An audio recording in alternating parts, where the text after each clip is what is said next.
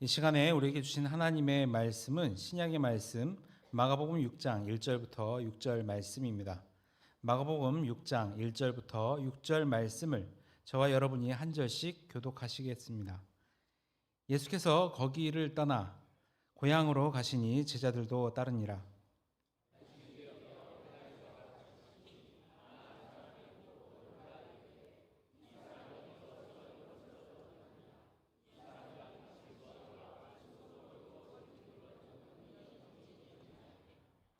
이 사람이 마리아의 아들 목수가 아니냐?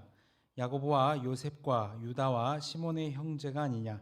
그 누이들이 우리와 함께 여기 있지 아니하냐 하고 예수를 배척한지라.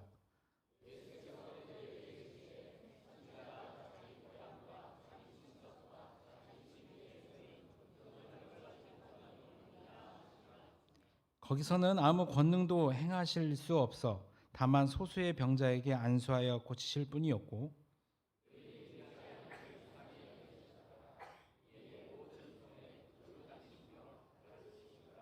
아멘.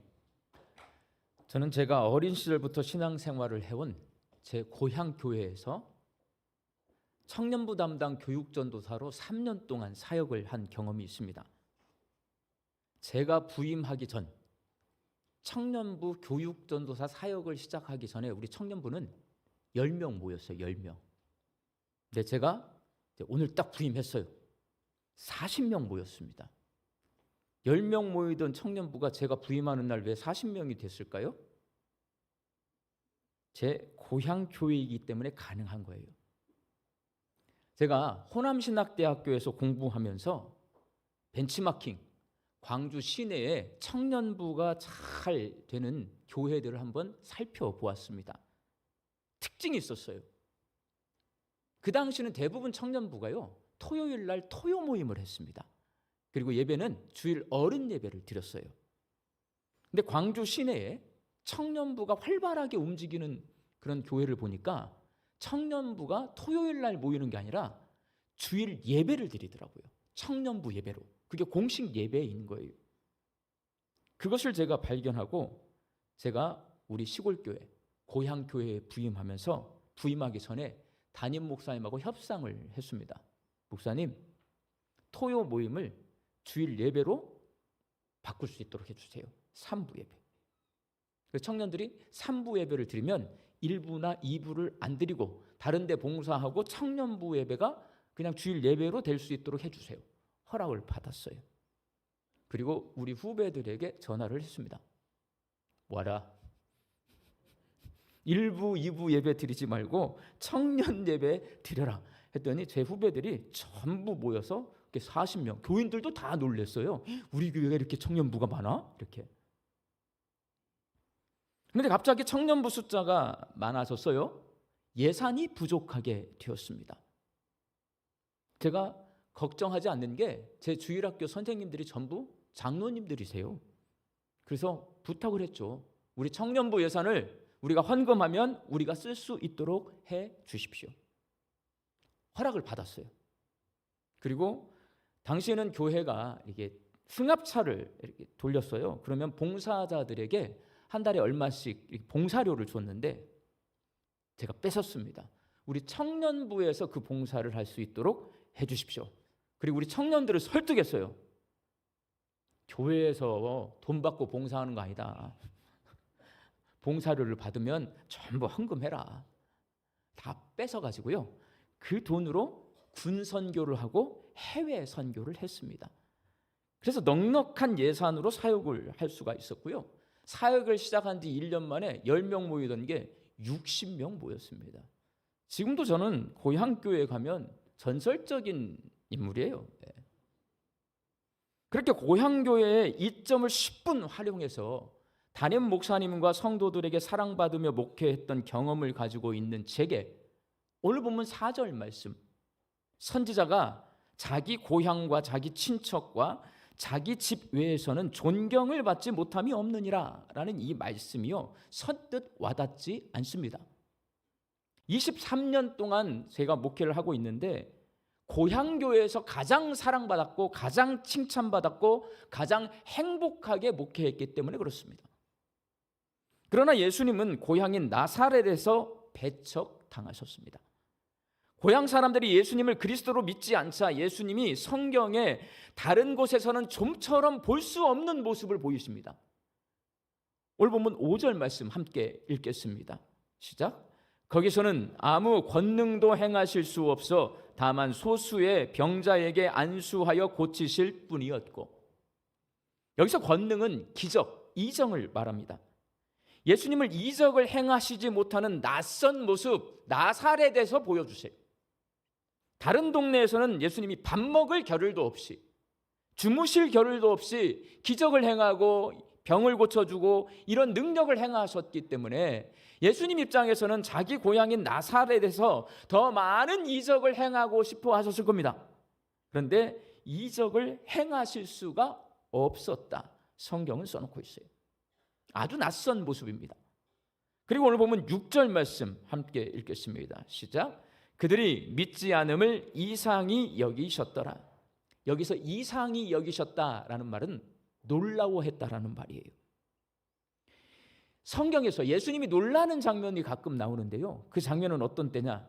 여러분, 백부장이, 군대에 100명 부하를 둔 백부장이, 로마의 군대 지휘관이 예수님을 찾아왔습니다. 예수님, 내 부하 하나가 아파서 죽게 생겼습니다. 좀 고쳐주십시오. 예수님이 고쳐주시기로 하셨습니다. 그때 예수님이 이 백부장의 집으로 가려고 했어요. 그 부하를 고쳐주려고.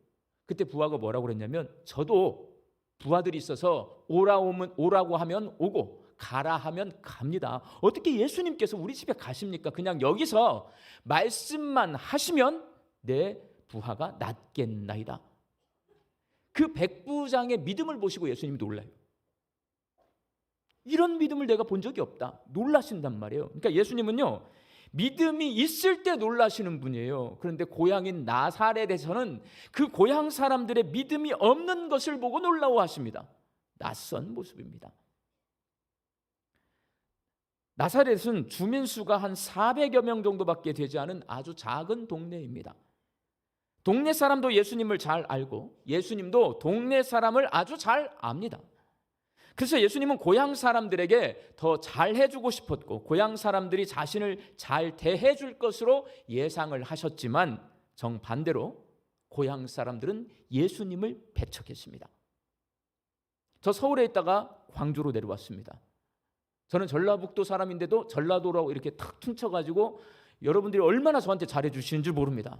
행복합니다, 여러분. 저 서울에 있을 때 이런 대접 못 받았거든요. 근데 우리 예수님은 자기 동네, 자기가 자라난 곳, 그 나사렛에서 왜 배척을 당하셨을까요? 이거 잘 보셔야 합니다. 나사렛 사람들이 예수님을 배척한 이유는 편견 때문입니다. 오늘 보면 3절 말씀을 함께 읽겠습니다. 시작. 이 사람이 마리아의 아들 목수가 아니냐? 야고보와 요셉과 유다와 시몬의 형제가 아니냐? 그 누이들이 우리와 함께 여기 있지 아니하냐 하고 예수를 배척한지라. 예수님을 배척한 이유가 여기에 써 있는데요. 가장 큰 이유가 뭐냐면 목수예요. 목수.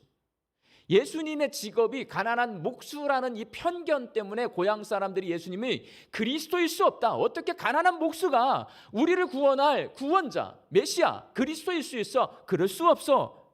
이렇게 된 거예요.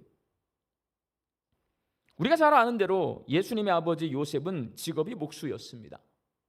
요즘은 목수가요, 전문직입니다, 여러분. 저는 목수 부러워요, 여러분. 뚝딱뚝딱 금방 집도 고치고 멋지게 만들어내잖아요. 그런데 예수님 당시 이스라엘의 목수는요, 전문적으로 나무를 다루는 사람이 아닙니다. 왜? 그 당시는 지금처럼 가구를 많이 만들지 않고요, 집을 많이 짓지 않고 리모델링 많이 하지 않습니다. 목수라고 하는 직업이 많이 필요한 직업이 아니에요. 그러다 보니까 이 목수로 하는 분들은 어떤 일들을 했냐면 온갖 막노동을 했습니다.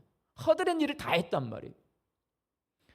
나사렛 사람들은 그런 막노동꾼인 목수가 그리스도일 수 없다는 편견을 가지고 있었습니다. 그래서 예수님께서 나사렛 회당에서 가르치셨거든요. 말씀을 선포하셨어요.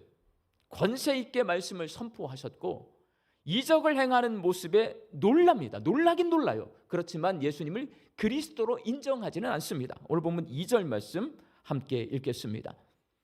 안식일이 되어 회당에서 가르치시니 많은 사람이 듣고 놀라 이르되 이 사람이 어디서 이런 것을 얻었느냐? 이 사람이 받은 지혜와 그 손으로 이루어지는 이런 권능이 어찌 됨이냐?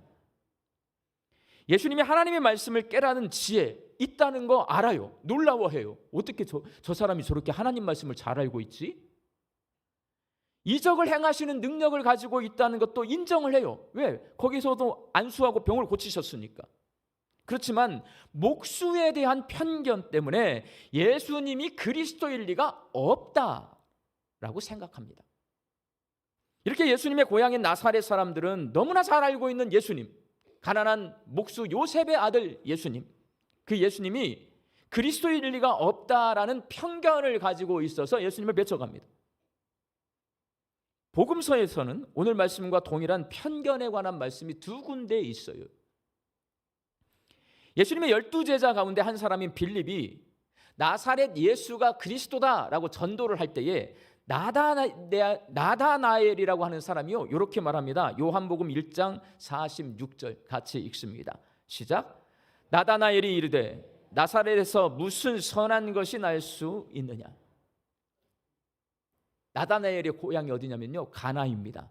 여러분 가나는 예수님이 물로 포도주를 만든 혼인잔치, 가나의 혼인잔치죠. 거기에요. 그럼 가나가 어디 있냐? 나사렛 바로 옆 동네예요. 우리 양림동 옆에 무슨 동이 있어요? 박림동 있죠? 그런데요. 그런데 그 가나에 살고 있는 나다나엘이 뭐라고 그러냐면 빌립이라고 하는 친구가 와가지고 예수님이 그리스도셔라고 말했더니 나사렛 같은 동네에서 무슨 선한 것이 날 수 있어? 무시하는 거예요? 존중해 주는 거예요? 무시하는 거죠. 그럼 여러분 가나가 클까요? 나사렛이 동네가 더 클까요? 제가 생각할 때는 이런 걸 보면 가나가 더 큰 것 같아요. 동네가 조금 더 커. 저런 나사렛같이 촌구석에서 자기도 촌구석이거든요. 나사렛에서 무슨 선한 것이 날 수 있어? 이것도 편견이에요.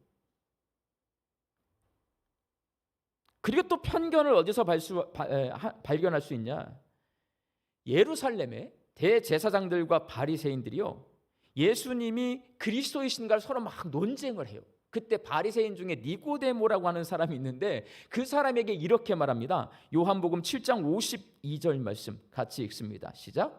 너도 갈릴리에서 왔느냐? 찾아보라. 갈릴리에서는 선지자가 나지 못하느니라 하였더라. 예루살렘에 살고 있는 사람들은요 갈릴리에 대한 편견이 있어요. 갈릴리에서는 선한 것이 날 수 없다. 촌구석이다. 변방 땅이다. 이렇게 되는 겁니다. 갈릴리 밖에 사는 유대인들은 갈릴리 사람들에 대한 편견을 가지고 있었고 갈릴리 사람들은 나사렛에 대한 편견을 가지고 있었고 나사렛 사람들은 그 동네에서 가난하고 천한 직업인 목수에 대한 그렇게 목수가 그리스도일 리가 없다라는 편견을 가지고 있었습니다. 이 편견이 예수님이 그리스도이심을 믿지 못하게 했고 예수님을 배척하게 만들었습니다. 그리고 예수님은 편견을 가지고 있는 고향 사람들에게 이적을 행할 수가 없었고 놀라워하십니다. 믿음이 없다고. 편견은 이렇게 복음을 전하고 복음을 믿는 일을 방해하는 아주 큰 장애물이다. 성경은 우리에게 가르쳐 줍니다. 그러나 여러분 기억하셔야 돼요. 예수님은 그 편견, 목수라고 하는 직업에 대한 편견, 나사렛, 갈릴리라고 하는 지역에 대한 이 편견을 모두 극복하고 예수님이 그리스도이심을 보여주셨습니다. 결국 예수 그리스도의 복음을 들은 그리고 그 복음을 믿은 사람들은요 이 편견을 극복하고 예수님이 그리스도이심을 온 세상에 전했습니다. 사랑하는 광주 양림교회 성도 여러분, 편견을 극복해야 될까요? 극복하지 말고 그냥 살까요? 극복해야 됩니다. 성경은 아주 강력하게 말씀하세요. 뭐가 강력하냐면 예수님이요 다니는 곳마다 날을 새가면서 기적을 행하셨는데 편견을 가지고 있는 사람들 앞에서 기적을 행하지 못하셔요. 예수님이 놀라워하셔요. 이렇게 믿음이 없을까? 놀라워하십니다. 그러니까 예수님께서 예수님의 능력을 내가 신앙생활하면서 그것을 경험하며 살고 예수님이 내가 믿음이 없는 것 때문에 아니라 믿음이 있는 것 때문에 놀라워하실 수 있도록 내가 신앙생활을 하려면 우리는 편견을 극복해야 합니다. 편견을 극복하기 위해서는요, 개념을 알아야 돼요. 편견은 어디서 오냐? 고정관념에서 옵니다. 고정관념이 깊어지면 편견이 되는 거예요. 편견에서 나오는 게 어떻게 되냐면 나쁜 행동으로 가는데 행동으로 옮겨지면 차별이 되는 겁니다. 고정관념, 편견, 차별, 이거에 대한 개념 정리를 해놓고 있어야 우리가 편견을 극복할 수 있습니다. 고정관념은 어떤 사람이나 사물에 대해 고착화되어 버린 생각을 말합니다. 우리나라 사람들이요, 대표적인 고정관념 하나를 갖고 있어요. 어떤 거냐면 충청도 사람들 어때요? 느려요. 바로 고정관념이 이게. 자, 그럼 경상도 사람이요. 이제 경상도 사람들에 대한 우리는 편견을 넘어서 증오하는 것 같아, 전라도 사람들은. 그러니까 왜 미워하는지도 모르고 미워해. 벗어나야 돼요, 여러분. 경상도에 대한 우리나라 사람들의 고정관념은 무뚝뚝하다예요. 세 마디 하는데 밥 먹었나?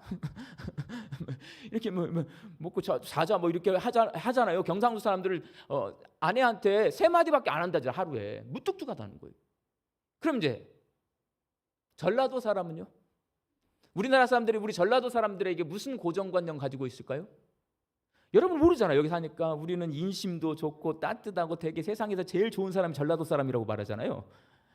여기를 딱 벗어나면 여러분, 전라도 사람은 배신한다라는 편견을 가지고 있습니다. 배신한다. 이게 머릿속에 딱 고착화가 되어 있어요, 여러분. 이걸 고정관념, 이미지예요. 사실이 아니고 그냥 이미지. 편견은 뭐냐면요, 그 고정관념이 더욱 심화된 상태, 그러니까 내 마음 상태를 말하는데 그거는 현실 속에서 나타나요. 충청도 사람이 다 느립니까? 그렇지 않아요, 여러분. 제가 가장 운전하기 힘든 곳이 어디였냐면 대전이요, 대전. 대전은 빵빵거리는 사람도 많고요, 굉장히 운전을 험악하게 합니다. 대전. 모든 충청도 사람이 느린 게 아니고요, 빠르고 성격 급한 사람도 많이 있단 말이에요. 그럼에도 불구하고 충청도 사람을 대할 때 느릴 것으로 예측을 해. 내가 충청도 사람을 만났는데 충청도 사람 느리겠네 하잖아요. 그러면 그분이 빠르게 움직이고 정상적으로 움직여도 내가 어떻게 봐요? 느리게 본단 말이에요. 그리고 잔소리를 하게 된단 말이에요. 이게 편견이에요. 그래서 편견은 고정관념을 가지고 상대방을 대하는 태도예요. 고정관념은 그냥 이미지, 상상력이란 말이에요. 근데 편견은 그게 이제 현실 속에서 나타나는 거예요. 내 태도. 충청도 사람을 대할 때 느려. 왜 이렇게 느려? 이렇게 태도. 경상도 사람 무뚝뚝하다는 고정관념을 가지고 딱 대하게 되잖아요. 그러면 약간 긴장합니다. 무뚝뚝하니까. 나도 긴장하고 뭔가 딱딱하게 대하게 돼요. 편견입니다. 저는 타 지역에 살면서 가장 가슴 아픈 소리, 제가 들은 소리 중에 무슨 소리냐? 목사님은 전라도 사람이 아닌 것 같아요. 내가 전라도 사람인데 나보고 전라도 사람이 아닌 것 같대요, 여러분. 많이 들었어요. 그리고 그 뒤에 붙는 말이 있어요. 목사님, 저 배반하시면 안 돼요? 한단 말이에요, 여러분. 전라도 사람인 제가 혹시 배반할까 봐 염려하면서 나랑 관계를 맺는 거 편견입니다, 여러분. 이 편견이 행동으로 나쁘게 나타나요. 이게 차별입니다. 충청도, 경상도, 전라도에 대한 편견 때문에 실제적인 불이익을 줄 때 그것은 차별이 됩니다. 지역 차별, 인종 차별, 성 차별. 이거는 고정관념이 편견으로 고착화돼 더 심화되었다가요, 태도로 나타났다가 이게 결국 그 사람에게 행동으로 나타나요. 그러면 차별이 되는 겁니다. 서울 종로구에 연동교회가 있습니다. 1894년에 설립되었어요. 우리 교회보다 10년 빨리 설립된 교회입니다. 이 교회는 임금님이 살고 있는 궁궐 옆에 있기 때문에 고위 관료들, 양반들이 많이 다니는 교회라 별명이 귀족교회였습니다. 근데 선교사님들이 그런 걸 깨트리고 싶은 거예요. 그래서 사무엘 무어 선교사님이요, 백정들을 데리고 전도해서 이 교회로 데려옵니다.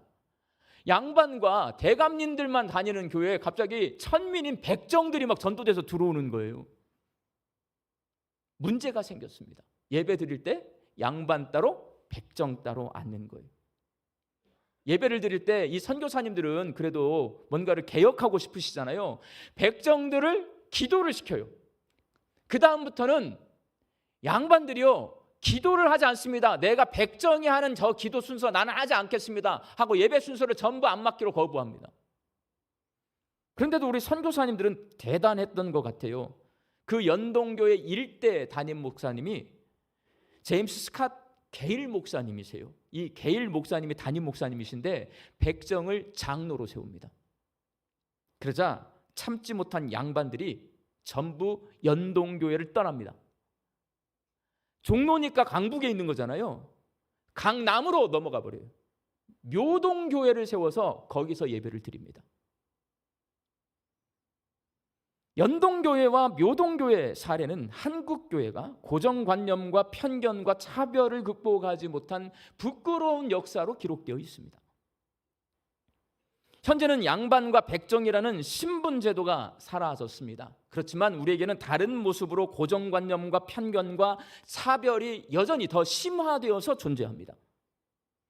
예수님이 나사렛 목수 출신이라는 편견을 극복하고 그리스도가 되시고, 예수님의 제자들이 갈릴리 출신이라는 편견을 극복하고 복음의 증인이 되고, 초대교회가 하나님께 택함받지 못한 이방인들은 저주받은 사람이라고 하는 편견을 극복하고 유대인과 이방인이 함께 사는 교회 공동체를 만들었던 것처럼, 교회와 성도는 편견을 극복하고 예수 그리스도의 복음 안에서 서로 사랑하고 하나 되어서 세상 사람들에게 하나님 나라의 공동체 모습, 아름다운 모습을 보여줘야 합니다. 그게 빛과 소금의 역할을 감당하는 겁니다. 세상 사람들은 못하는 것, 세상 사람들은 보이지 않는 것을 우리가 하는 겁니다. 보여주는 겁니다.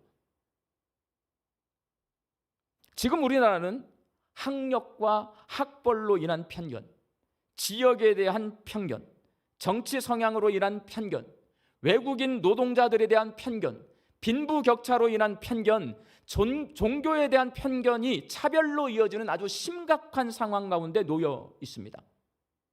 정치인들이요, 내가 다른 성향을 가지고 있는 사람이라고 정치인들을 막 칼로 해치는 시스템이에요. 옛날 박근혜 후보도 그랬어요. 이재명 후보도 그런 거잖아요. 똑같은 거예요, 여러분. 이런 사회가 되면 안 돼요, 여러분. 그런데 우리는 그런 사회가 되어 있어요. 그러면 국가가, 이 사회가 그것을 극복해낼 수 있는 소망이 있냐? 제 눈에는 없습니다. 왜? 그걸 이용해 먹으니까. 교회만이 이러한 편견과 차별의 문제를 해결할 수 있습니다. 왜? 교회는 태생 자체가 편견을 극복해내고 이기고 탄생된 공동체가 교회예요. 교회는 시작될 때부터 그걸 보여줬어요, 세상 사람들에게. 교회와 성도는 세상 사람들에게 편견과 차별을 극복하는 모습을 보여주어서 그들을 편견과 차별이 없는 하나님 나라로 안내하는 빛과 소금의 역할을 감당할 사명이 있습니다. 저는 우리 광주 양림교회가 그런 교회가 되기를 간절히 소망합니다. 구체적으로 가야 돼요. 이렇게 되면, 이렇게 집에 가면 이제 차별이 여전히 남아. 전라도 광주에 있는 우리 교회는 전라도 사람이 대부분입니다. 우리 교회에 타 지역 사람이 있을까요? 없을까요? 있습니다. 극소수가 있어요. 그분들은요, 여러분을 볼 때 무섭습니다. 제가 서울 가서 느꼈는데, 서울 가서 선거철이 되면 무서워요, 여러분. 여러분은 모르시지만 우리 교회에 있는 극소수의 타 지역 사람들이 있습니다. 생각이 다르고 문화가 달라요, 여러분. 잘 대해 주시기 바랍니다. 그게 편견을 극복하는 겁니다. 우리는 광주에 살고 있습니다. 정치적으로 진보 성향이 우리나라에서 가장 강한 땅이 광주입니다. 그러다 보니까 우리 교회 대다수는 다 진보입니다. 그러나 우리 교회도 여러분, 보수 성향을 가진, 정치적인 색깔을 가진 분들이 계실까요? 안 계실까요?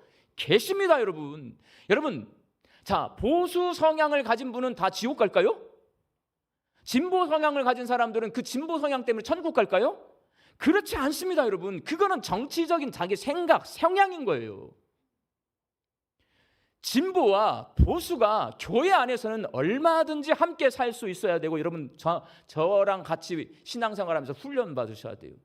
우리 교회에서는요, 구역 모임을 하다가 어떤 분이 나는 이렇게 생각한다, 자기가 보수적인 성향을 말씀을 하셨을 때 그 말을 들을 수 있는 넓은 마음을 가지고 있어야 돼요.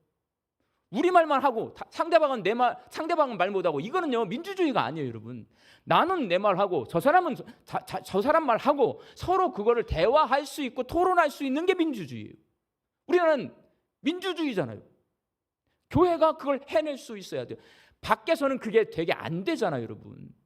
교회는 진보 성향과 보수 성향의 정치적인 생각을 갖고 있는 사람들이 함께 화평하게 대화할 수 있고 토론할 수 있는 교회가 되어야 돼요. 그게 편견 극복이에요.